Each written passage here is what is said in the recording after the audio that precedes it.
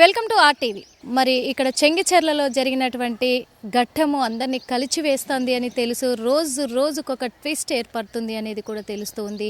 విజయారెడ్డి అలాగే ఇద్దరు పిల్లల ప్రాణాలు కోల్పోవడం అనేది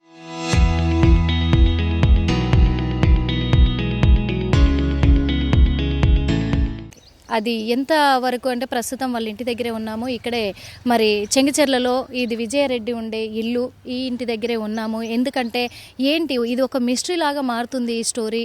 అసలు ఎలాంటి క్లూ దొరకట్లేదు, అటు పోలీసులకు సవాల్గా మారుతుంది, ఇటు మీడియాకి కూడా అంతు చిక్కట్లేదు అనే కోణంలో కూడా మరి కొనసాగుతూ ఉంది. ఇద్దరు పిల్లల్ని ఎలా ఒప్పించిందా తల్లి? అంటే ఈ లోకానికి దూరం అవ్వడానికి ఇద్దరు పిల్లల్ని ఎలా, అంటే ఒకరు కాకపోతే ఒకరైనా కానీ వద్దు మమ్మీ అని లాక్కొచ్చుకుంటారు కదా, అలాంటిది పిల్లలు కూడా ఎలా ఒప్పుకున్నారు? పిల్లలు కూడా ఎందుకు అంత మనస్తాపానికి గురయ్యారు? విజయారెడ్డిది ఈ స్కూటీ ఒక 2 months అయ్యింది కొని అని చెప్పేసి ఇంట్లో మరి రెంటుకుంటున్న వాళ్ళు చెప్తూ ఉన్నారు. ఈ స్కూటీ వాళ్ళ వదిన పేరు పైన కొన్నట్టుగా తెలుస్తూ ఉంది. మరి అంతకు ముందు ఇది పాతది స్కూటీ. ఈ పాత స్కూటీ వచ్చి వాళ్ళమ్మ పేరు మీద కొన్నట్టుగా తెలుస్తుంది. అంటే విజయారెడ్డి పైన ఈ 2 కూడా లేవు. వాళ్ళన్న చెప్తూ ఉన్నాడు కదా, ప్రతిసారి వాళ్ళమ్మ కూడా చెప్తూ ఉంది కదా, మా ఆస్తులన్నీ కూడా నా బిడ్డ పేరు మీదే పెట్టాము అని చెప్పేసి, ఏ ప్లాట్ కొనాలన్నా ఏ ఇల్లు కొనాలన్నా మా బిడ్డ పేరు మీద రాస్తాము, ఆమె పేరు మీదే చేయిస్తాము, మాకు అట్లా కలిసి వస్తుందని చెప్పేసి అన్నారు. కానీ ఇక్కడ చూస్తే విజయారెడ్డి మాత్రము ఈ 2 బండ్లు కూడా ఆమె పేరు మీద లేవు. ఒక బండేమో వాళ్ళ వదిన పేరు మీద ఉంది, రీసెంట్గా కొన్నది. ఇంకో బండేమో వాళ్ళ అమ్మ పేరు మీద ఉన్నట్టుగా కూడా ఇక్కడ రెంటుకున్న వాళ్ళు చెప్తూ ఉన్నారు. అదేవిధంగా ఇంకొకటి ఏంటంటే ఈ ఇల్లు కట్టుకుంది, ఇంకొకటి ఇప్పుడు ఇంకో ఇల్లు కూడా కడుతూ ఉన్నారు.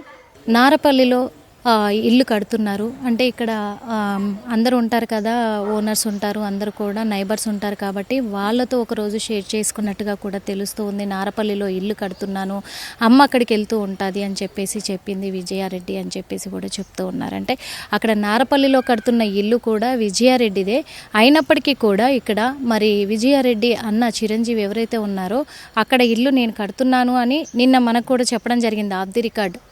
ఇల్లు కడుతున్నాను నారపల్లిలో, మా అమ్మ ఇల్లు చూసుకుంటూ ఉంది అని చెప్పేసి. ఇటు చూస్తే విజయారెడ్డి తల్లి ఆ ఇల్లు నారపల్లిలో నా కొడుకు ఇల్లు కడుతున్నాడు, అక్కడికి వెళ్తున్నాను అని చెప్పేసి చెప్తూ ఉంది. కానీ ఇక్కడ చూస్తే విజయారెడ్డి ఇల్లు అక్కడ కడుతుంది. పాపం తను కష్టపడి, ఎందుకంటే వాళ్ళ హస్బెండ్ కూడా మరి తను దుబాయ్లో ఉంటాడు, ఇక్కడ తనకి ₹1,00,000 శాలరీ వస్తుంది కాబట్టి తను ఎవరితో కూడా గొడవలు పెట్టుకునేది కాదు అని తెలుస్తుంది. పిల్లలు కూడా చాలా అమాయకులు అని తెలుస్తుంది. ఇంకొకటి మరి పిల్లలకి కానీ విజయారెడ్డికి కానీ వాళ్ళ అన్న అంటే భయము అని తెలుస్తుంది.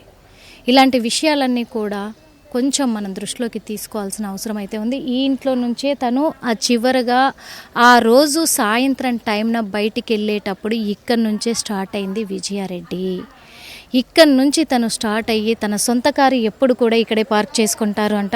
ఇక్కడే పార్క్ చేసుకున్న ఆ సొంత కార్ని తీసుకొని తను ఇక్కడ నుంచి బయలుదేరడం జరిగింది. ఆ సాయంత్రం సమయంలో అంటే ఇంట్లోనే ఫోన్ వచ్చింది. అంటే ఫస్ట్ ఫ్లోర్లో ఉంటారు విజయారెడ్డి తన తల్లి. విజయారెడ్డితో పాటు తన తల్లి ఉంటుంది. తన తల్లి అంటే పాపనేమో 10th వరకు కూడా వాళ్ళ అన్న వాళ్ళ ఇంటి దగ్గరే బోడుప్పల్లో వాళ్ళ అన్న ఆధ్వర్యంలోనే, చిరంజీవి ఆధ్వర్యంలోనే అక్కడే పాపను పెట్టుకొని అక్కడ చదివించడం కూడా జరిగింది. ఇక్కడ బాబుతో తను కలిసింది, ఆ బాబుతో కలిసి వాళ్ళ అమ్మతో కలిసి ఉండడం జరిగింది. కానీ బాబుని ఇప్పుడు ఇంటర్లో హాస్టల్లో పెట్టడం జరిగింది. కాబట్టి తన తల్లి తను మాత్రమే ఫస్ట్ ఫ్లోర్లో ఉంటున్నారు. ఆఫీస్ నుంచి ఫోన్ వచ్చిందని లాస్ట్ ఫోన్ మాట్లాడి అక్కడ నుంచి వాళ్ళ అమ్మతో ఫోన్ వచ్చిందమ్మా అని చెప్పేసి తను ఇట్లే వచ్చి ఇక్కడ నుంచి వచ్చింది, ఇంకా ఇదే గేట్ నుంచి ఎంట్రీ అయ్యి తన సొంత కారు అక్కడ నుంచి తీసుకొని తను ఈ నుంచి బయలుదేరడం కూడా జరిగింది. ఈ నుంచి బయలుదేరింది అని అంటే మరి అనుకోవచ్చా ఆ మృత్యు వెంటాడుతుంది అని. ఇక్కడ నుంచి బయలుదేరి బాబును వెంట పెట్టుకొని పాప దగ్గరికి వెళ్ళి అక్కడ పాప హాస్టల్లో కూడా తను పటాన్ చెరువులో ఉంటుంది. తను ఇంటర్ ఫస్ట్ ఇయర్ చదువుతోంది కాబట్టి అక్కడ ఉన్న డిపార్ట్మెంట్ వాళ్ళతో మాట్లాడి బంధువులు కాలం చెల్లారు అని చెప్పేసి కూడా పాపను తీసుకొని రావడం కూడా జరిగినట్టుగా తెలుస్తూ ఉంది. తీసుకొని ఎక్కడికి వచ్చింది, ఎక్కడ కారు పార్కింగ్ చేసింది, రైల్వే స్టేషన్లో మరి ఏ ప్లాట్ఫామ్ నుంచి తను ట్రాక్ వైపు వెళ్ళినట్టు ఇదంతా కూడా మీకు కళ్ళకు కట్టినట్టుగా చూపించడానికి ఆర్టీవీ సిద్ధంగా ఉంది. అదేవిధంగా మరి విజయారెడ్డి నిజంగానే వాళ్ళ అన్నకు భయపడుతుంది అని చెప్పేసి తెలుస్తూ ఉంది. పిల్లలు భయపడతారని తెలుస్తూ ఉంది. అంటే అంత భయం దేనికి పెట్టారు? ఎందుకు పెట్టారు? నిన్న మొన్నటి దాకా లేదు అసలు.